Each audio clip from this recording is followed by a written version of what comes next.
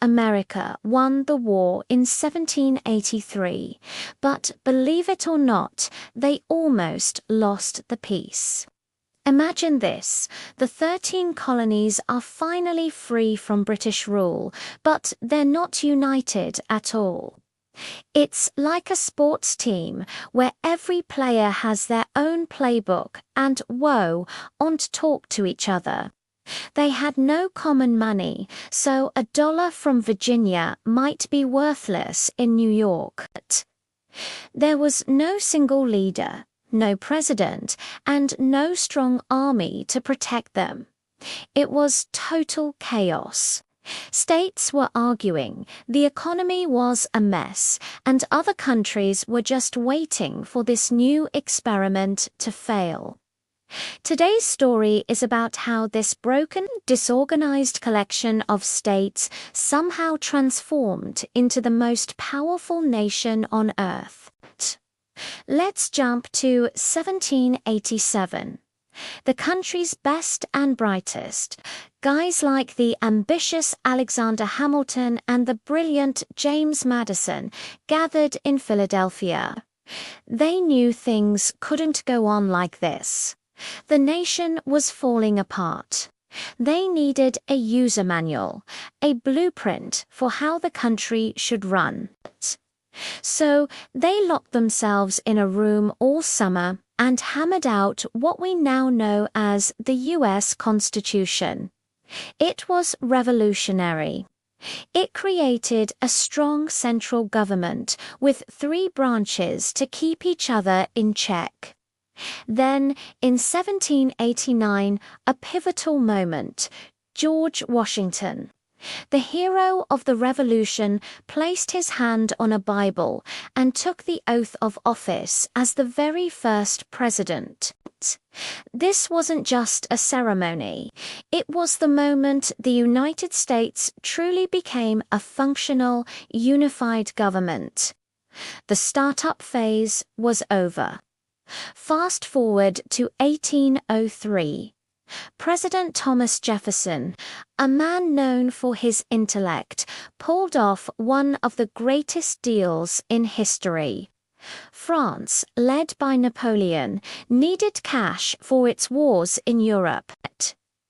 Jefferson saw an opportunity for just $15 million.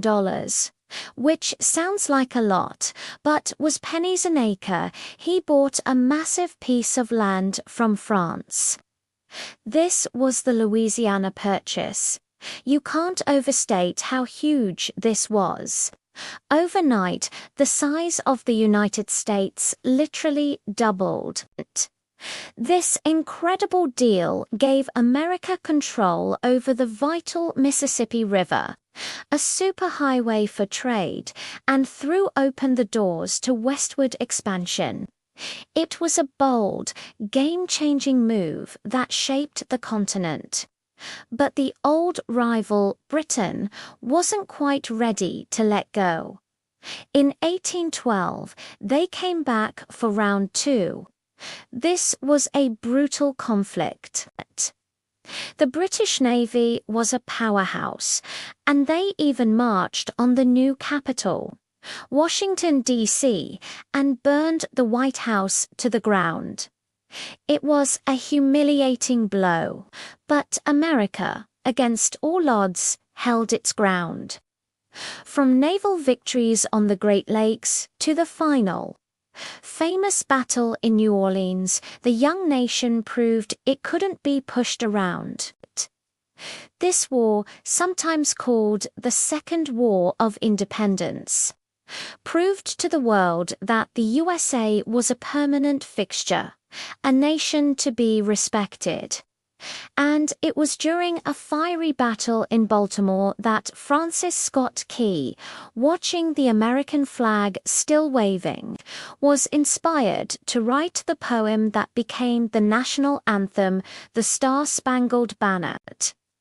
However, America's biggest test didn't come from an enemy across the ocean. It came from within.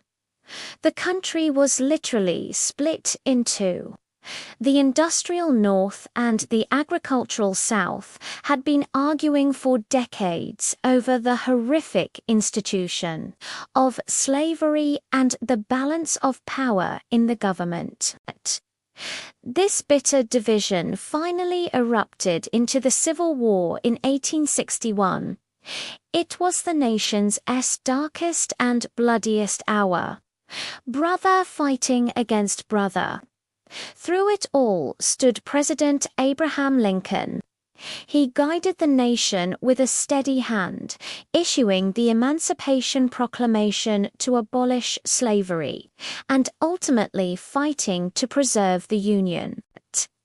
It came at a terrible cost, but his leadership ensured that the United States would remain one nation, indivisible.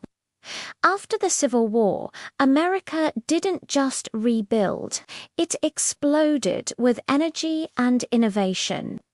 This period, known as the Gilded Age, saw the country transform into an industrial giant. Railroads stitched the vast continent together. Inventions like the telephone and the electric light bulb changed daily life forever. Factories churned out steel, and cities grew at an incredible pace, attracting millions of immigrants seeking a new life. America became the workshop of the world, setting the stage for its rise as a global superpower in the 20th century. And the rest, as they say, is history. If you want to see how America navigated world wars and the Cold War to become the leader of the free world, make sure you're subscribed for part 4. Thanks for watching.